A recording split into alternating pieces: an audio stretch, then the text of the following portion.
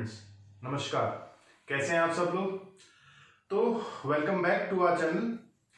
Today in this video we are proceeding to our video number 7 और इस video के अंदर हम बहुत ही इंपॉर्टेंट टॉपिक स्टार्ट करने वाले हैं। आपको जैसे पता है, हमने चैप्टर नेशनल इनकम स्टार्ट कर रखा है। हमने कुछ बेसिक्स वीडियो इसकी बना चुके हैं। उम्मीद करता हूं आपने वो अच्छे से समझ ली हैं। और आज जो वीडियो नंबर 7 अपन बनाने वाले हैं, अपन देखने वाले हैं, ये बहुत ही इंपॉर्टेंट वीडियो है। इसमें आपके नेशनल इनकम के कुछ बेसिक फॉर्मूलेज आज फॉर्म हो जाएंगे। मैं कोशिश करूंगा कि उन फॉर्मूलेज को कॉन्सेप्चुअल वाइज आपको मैं बता पाऊं। तो देखते हैं आज वीडियो नंबर 7 के अंदर अपन सबसे पहले टॉपिक लेंगे डेप्रीशिएशन। देखिए, जो क्लास 12th के स्टूडेंट्स हैं वो इस वर्ड से सिमिलर है। उन्होंने ये वर्ड सुन रखा है क्लास 11th के अंदर भी, अकाउंट सब्जेक्ट के अंदर। डेप्रीशिएशन का मतलब होता क्या है?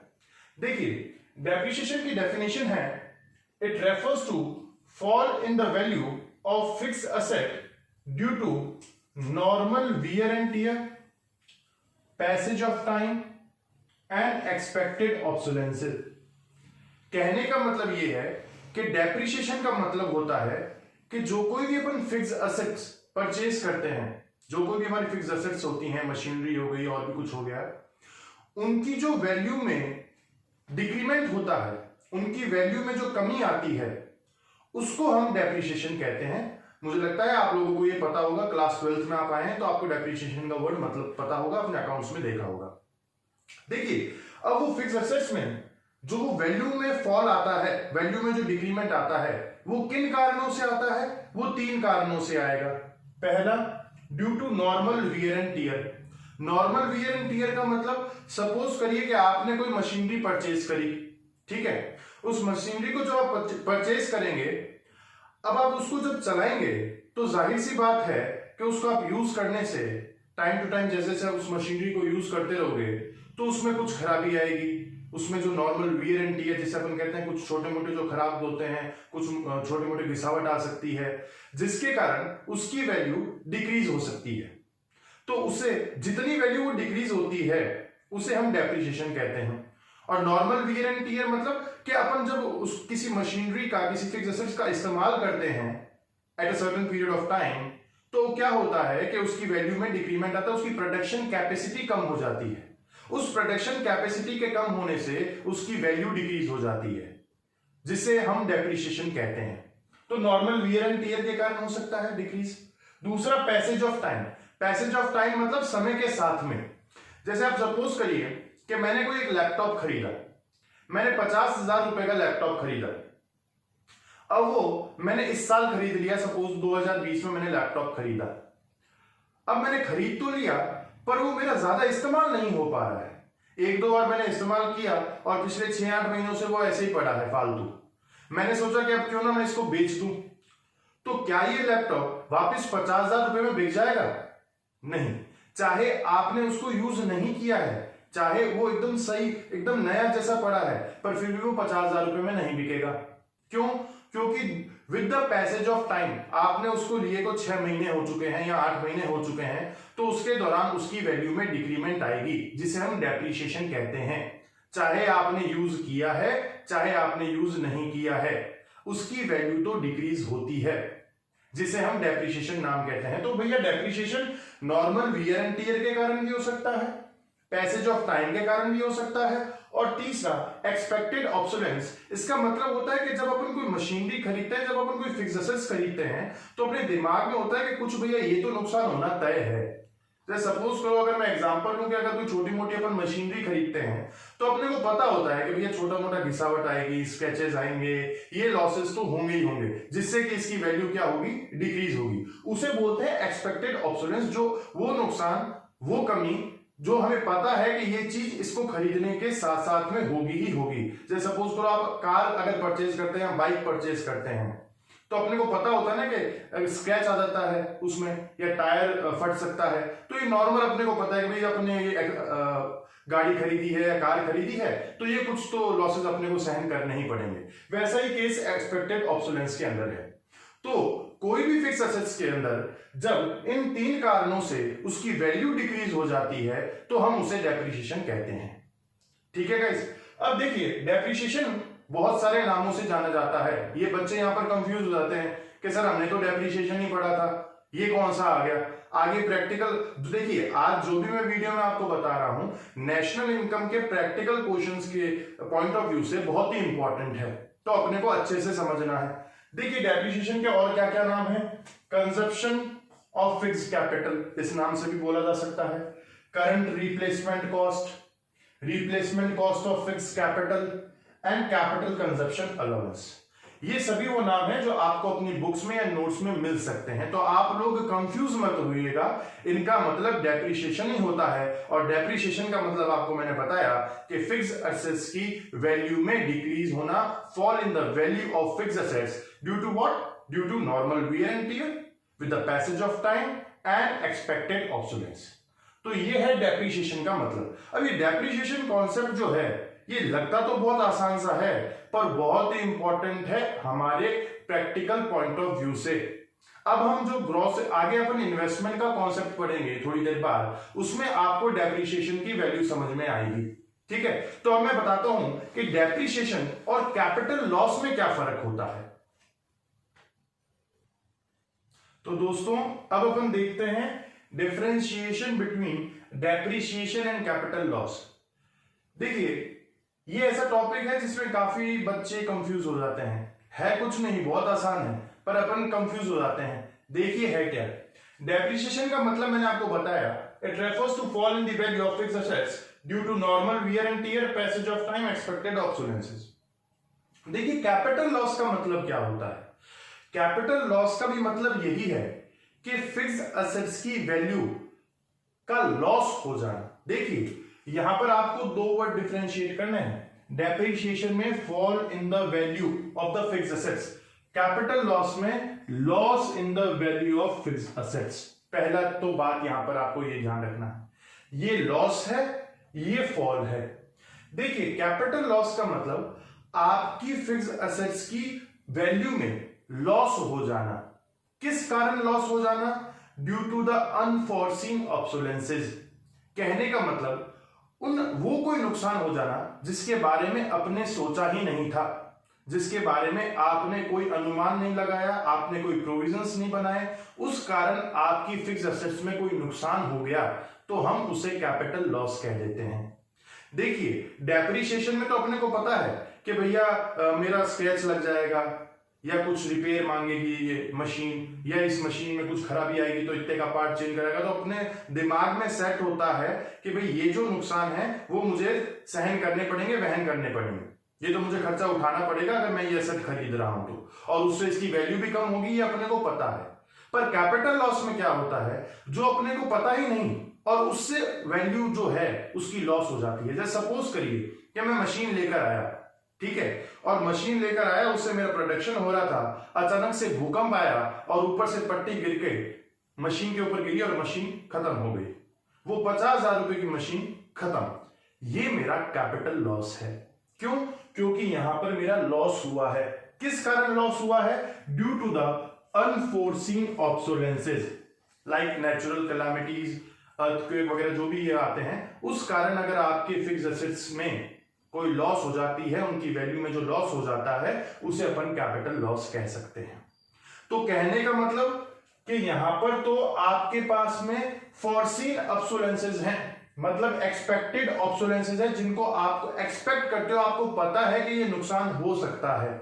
यहां पर अनफोर्सीन है, आपको पता नहीं है, अनएक्सपेक्टेडली आपके साथ में कोई घटना हो जाए, कोई नेचुरल कैलामिटीज आ जाए, कुछ अर्थक्वेक आ जाए, कोई ऐसा बाढ़ आ जाए जिसके अंदर मशीन खराब हो जाए, उसके कारण जो नुकसान होता है फिक्स्ड एसेट्स के अंदर, अपन उसको कैपिटल लॉस के अंदर डालते हैं। तो ये मेन आपको डिफरेंशिएशन करना है इन दी डेप्रिसिएशन एंड कैपिटल लॉस। ये होता है अनफोर्सीन ऑब्सोलेंसेस के कारण, ये होता है फोर्सीन या एक्सपेक्टेड ऑब्सोलेंसेस के कारण। ये फॉल इन दी वैल्यू है, ये लॉस इन दी वैल्यू है। ठीक है, यहां पर ये पहला पॉइंट आप क्लियर कर लीजिए। दूसरा पॉइंट देखें, provision is made for the depreciation and no provision is made for the capital loss. देखिए जब अपने को पता होता है ना कि इस मशीन में कुछ ही नुकसान होने वाला है तो अपन उसके लिए प्रिपेयर अप रहते हैं, उसके लिए कुछ प्रोविजंस बना लेते हैं। जैसे आपने क्लास 12th के अंदर या क्लास 11th के अंदर जब डेप्रिसिएशन का चैप्टर पढ़ा तो उसके अंदर आपने ये जरूर पढ़ा होगा कि उसके लिए प्रोविजंस कैसे बनते हैं, उसका एक अलग अकाउंटिंग सिस्टम है। तो वही चीज है यहाँ पर। तो डेप्रिसिएशन के लिए प्रोविजंस हमेशा बनता है क्योंकि एक्सपेक्टेड होता है, अपन उसे कोप अप करने के लिए तैयार रहते हैं।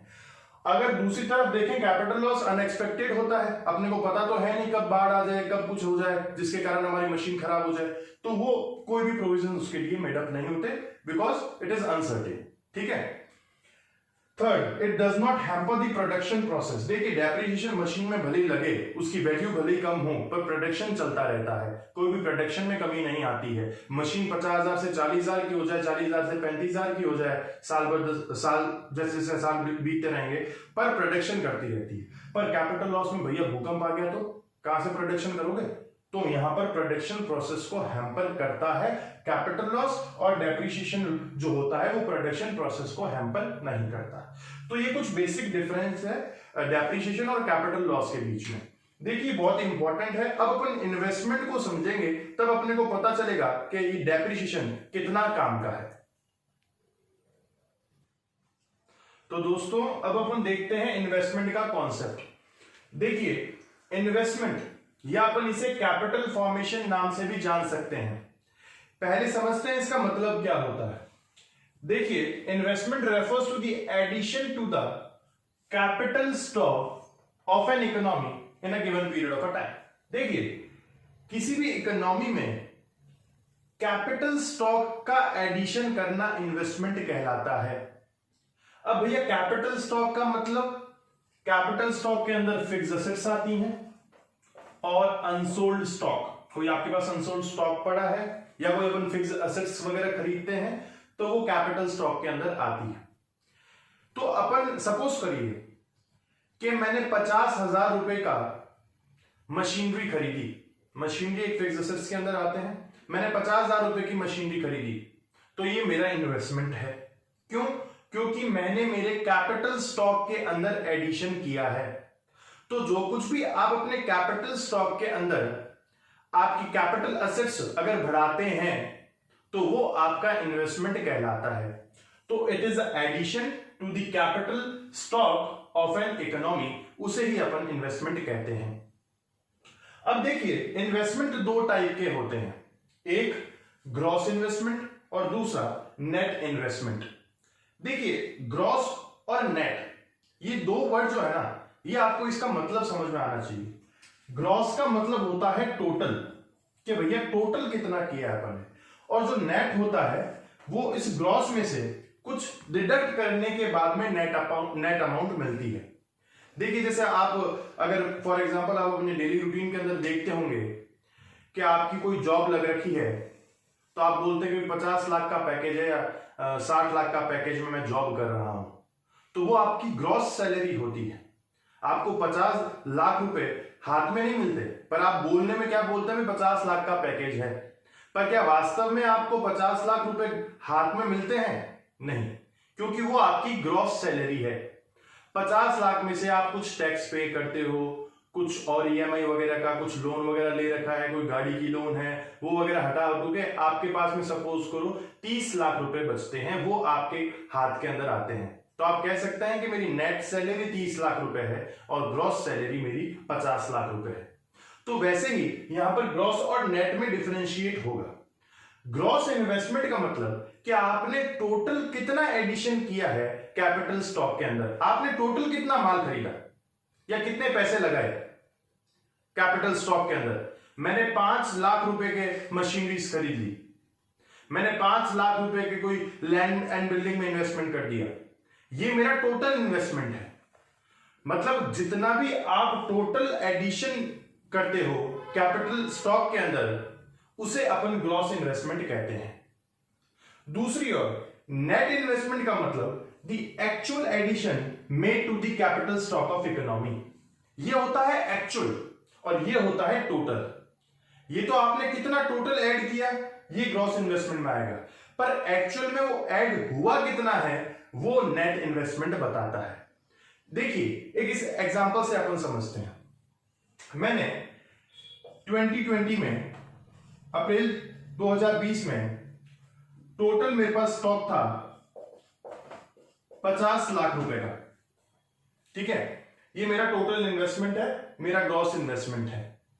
ठीक है, अब अगर सपोज करिए कि 50 लाख रुपए की मेरे पास मशीनरीज हैं। ठीक है, अब ये 50 लाख रुपए की जो मशीनरीज मेरे पास इन्वेस्ट कर रखी हैं, क्या इन मशीनरीज पर डेप्रिसिएशन नहीं लगेगा? मैंने आपको अभी डेप्रिसिएशन का कॉन्सेप्ट समझाया कि भाई आपने अगर कोई फिक्स एसेट्स खरीदी हैं तो उस फिक्स एसेट्स की वैल्यू में फॉल होगा due to normal wear and tear, passage of time, expected obsolescences, तो उन कारण उसकी वैल्यू में कमी आना तो संभव है। तो देखिए 50 लाख रुपए की अगर मैंने मशीनरीज खरीदी तो मैं उसको यूज करूंगा, तो क्या उन मशीनरीज पर डेप्रिसिएशन नहीं लगेगा? तो इन मशीनरीज पर डेप्रिसिएशन लगेगा। सपोज करो 10 लाख रुपए डेप्रिसिएशन लगेगा। ठीक है, तो एक्चुअल में डेप्रिसिएशन घटाकर कितना बचा? 40 लाख। तो मैं कह सकता हूं कि मेरा 40 लाख रुपए नेट इन्वेस्टमेंट है। एक्चुअल में मैंने 40 लाख रुपए की वृद्धि की है मेरी कैपिटल स्टॉक के अंदर।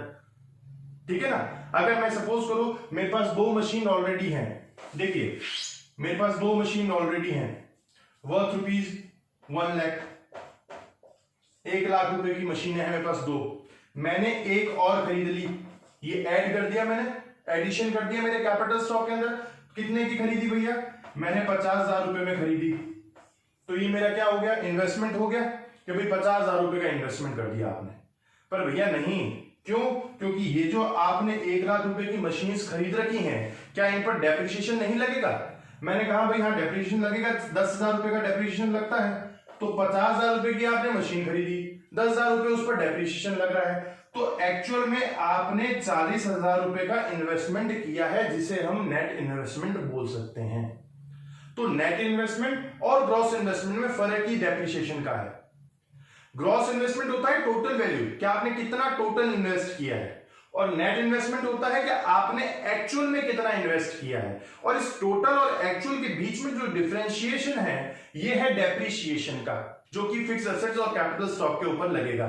तो मैं कह सकता हूं कि देखिए अगर मैं ग्रॉस इन्वेस्टमेंट पर हूं और अगर मुझे नेट इन्वेस्टमेंट पर जाना है, एक्चुअल वैल्यू पर जाना है, तो मैं क्या करूंगा? मैं ग्रॉस इन्वेस्टमेंट में डेप्रिसिएशन माइनस कर दूंगा, तो मुझे नेट इन्वेस्टमेंट मिल जाएगा। तो देखिए ये पहला फॉर्मूला आपका यहां पर बन रहा है, अगर ग्रॉस इन्वेस्टमेंट में डेप्रिसिएशन माइनस कर दें तो क्या आएगा?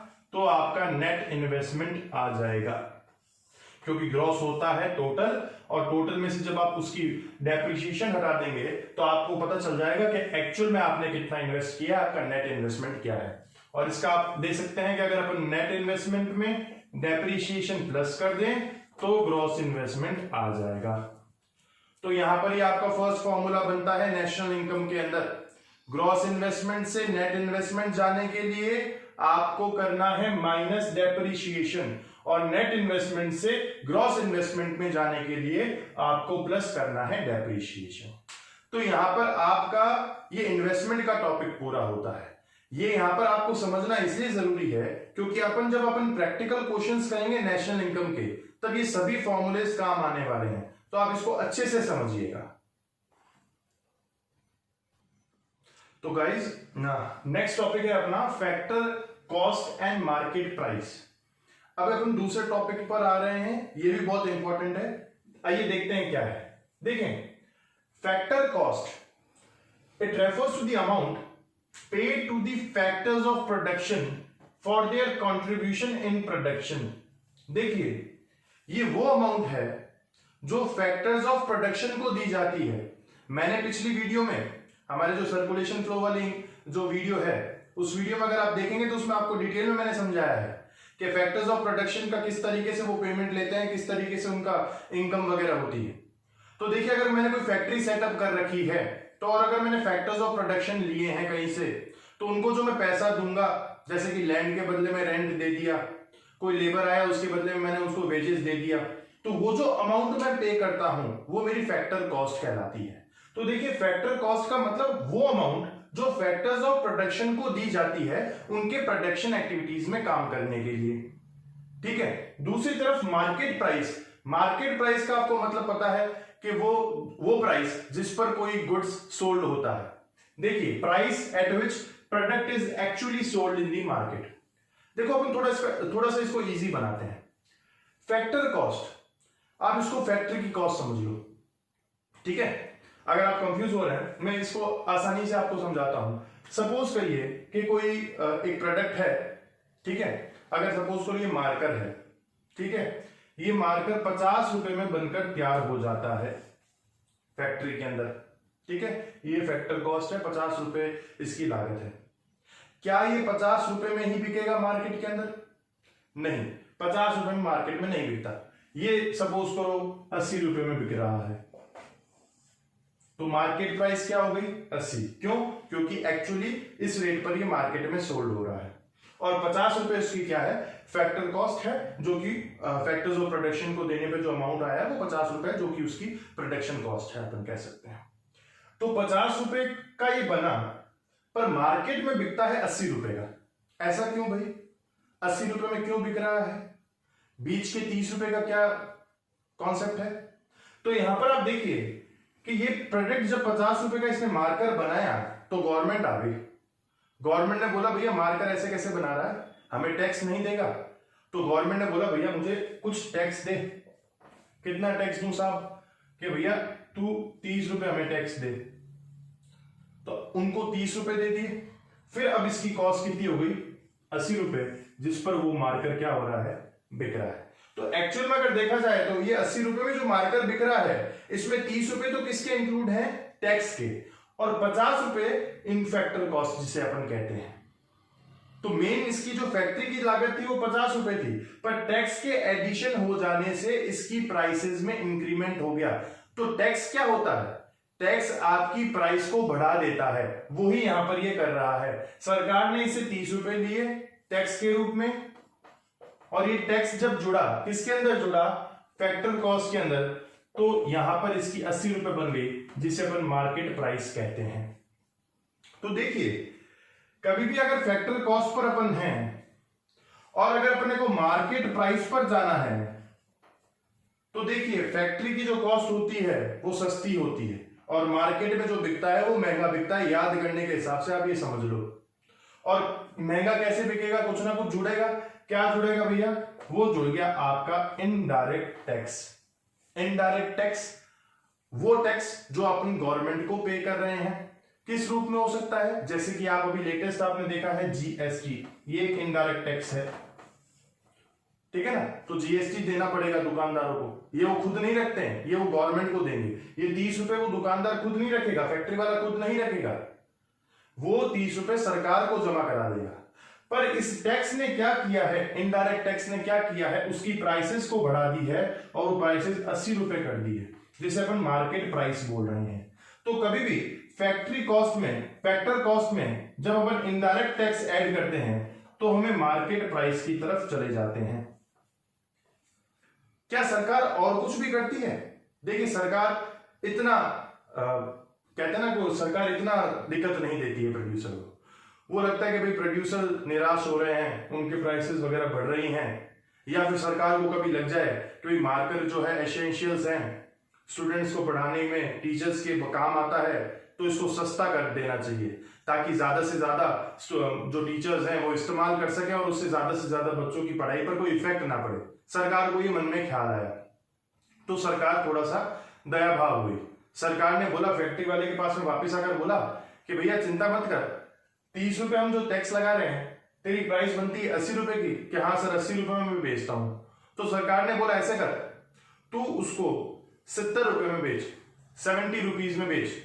तो इसने बोला भाई क्यों बेचूं 70 रुपए में? जब 30 रुपए आप ले रहे हो, मेरा 80 रुपए बन रहा है, मुझे 10 रुपए का घाटा हो जाएगा, मैं क्यों बेचूं 70 के अंदर? तो सरकार ने उसे बोला कि भैया तू 70 रुपीज में बेच, हम तुझे 10 रुपए की सब्सिडी दे देंगे। सब्सिडी का मतलब गवर्नमेंट के द्वारा छूट जो मिलती है। आपने भी अगर जनरली देखा हो, आपके घर में एलपीजी सिलेंडर्स आते हैं, जो रसोई के गैस वाले जो सिलेंडर्स होते हैं, वो अपन जब लेते हैं वो सब्सिडी उन पर अपने को मिलती है। तो सब्सिडी होती है गवर्नमेंट के द्वारा प्रोड्यूसर्स को कुछ अमाउंट छूट देना ताकि वो प्रोडक्शन में एनकरेज हो, ज्यादा से ज्यादा प्रोडक्शन करें, उनका प्रोडक्शन वो रोके ना, ताकि किसी जनता को या जो लोग उससे इफेक्टेड हैं उसे उनको कोई परेशानी ना हो। तो गवर्नमेंट ने बोला कि भाई अब तेरा सिस्टम ये है कि 50 रुपए तेरे बनता है, 50 रुपए का, क्या हाँ सर 50 रुपए का बनता है, 30 रुपए तू हमें टैक्स दे रहा है जिसे हम आईटी बोलते हैं, इनडायरेक्ट टैक्स, क्या दे रहा हो। अब हम कह रहे हैं कि 10 रुपए हम तुझे वापस दे देंगे सब्सिडी के रूप में, तो माइनस करेंगे अपन, तो ये माइनस मैंने 10 रुपए कर दिया, ये क्या है, सब्सिडी। तो बोला अब बता भैया तू कितने में बेच रहा है, तो बोला सर 50 रुपए का चीज थी, 30 रुपए आप टैक्स ले, 80 रुपए थी, पर आपने तो 10 रुपए मुझे वापस दे दिए, तो अब मेरी मार्केट प्राइस कितनी हो गई, 70 रुपीज हो गई। तो गाइज आप देख रहे हैं कि फैक्टर कॉस्ट जो होता है उसमें जब अपन इनडायरेक्ट टैक्स ऐड करते हैं और माइनस करें सब्सिडी, तो अपने को मार्केट प्राइस मिल जाती है। और इस इनडायरेक्ट टैक्स माइनस सब्सिडी को अपन NIT कहते हैं। NIT का मतलब नेट इनडायरेक्ट टैक्स होता है। नेट इनडायरेक्ट टैक्स, इसका सम अपन कह सकते हैं इनडायरेक्ट टैक्स माइनस सब्सिडी। तो अपन एक फॉर्मूला यहां पर दूसरा फ्रेम होता है आपका, क्या फ्रेम होता है, factor cost plus NIT equals to market price. अगर अपन को फैक्टर कॉस्ट से मार्केट प्राइस जाना है तो अपने को NIT जोड़ना पड़ेगा। NIT का मतलब मैंने आपको बताया, इनडायरेक्ट टैक्स तो प्लस कर दो और माइनस कर दो जो सरकार ने आपको छूट प्रदान करी है, सब्सिडी के रूप में आपको पैसा वापस दिया है, तो जो पैसा आएगा वो आपकी मार्केट प्राइस हो जाएगी। तो ये कॉन्सेप्ट है फैक्टर कॉस्ट और मार्केट प्राइस का। इसमें जो बेस डिफरेंशिएट करना है वो आपको करना है NIT का, इनडायरेक्ट टैक्सेस और सब्सिडीज का कॉन्सेप्ट ध्यान में रखना है। अगर अपन मार्केट प्राइस में पहुंचना चाहते हैं तो फैक्टर कॉस्ट में क्या ऐड करेंगे, नेट इनडायरेक्ट टैक्स। और इसका जस्ट उल्टा, अगर मैं मार्केट प्राइस पर हूं, मुझे फैक्टर कॉस्ट पर जाना है, तो मैं क्या करूंगा, NIT माइनस कर दूंगा, तो मैं फैक्टर कॉस्ट पे पहुंच सकता हूं। तो गाइज ये फैक्टर कॉस्ट और मार्केट प्राइस का कॉन्सेप्ट है। तो गाइज अपनी वीडियो यहां पर खत्म होती है।